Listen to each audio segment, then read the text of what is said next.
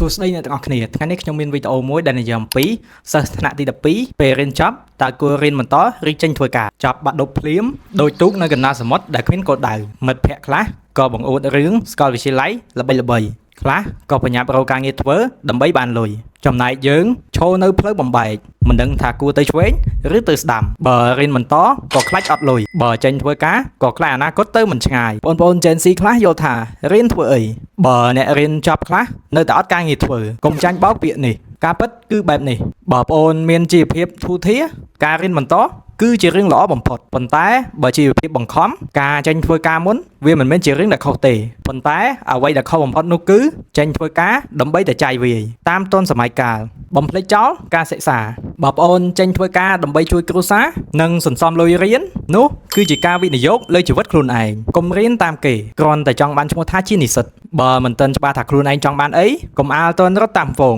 យឺតបន្តិចមិនមែនមានន័យថាចាញ់នោះទេប៉ុន្តែការដើរខុសផ្លូវ4ឆ្នាំគឺវាខាតខ្លាំងណាស់បើជ្រើសរើសរៀនត្រូវរៀនឲ្យពូកែពិតប្រាកដកុំរៀនយកតែសញ្ញាបត្រព្រោះសម័យនេះក្រដាស់មិនមែនសំខាន់ជាងសមត្ថភាពនោះទេបើជ្រើសរើសធ្វើការយកបទពិសោធន៍តែត្រូវដាក់ការភិឲ្យបានច្បាស់ថាប៉ុន្មានឆ្នាំទៀតយើងត្រូវចូលរៀនវិញកុំឲ្យជាតិអាកុល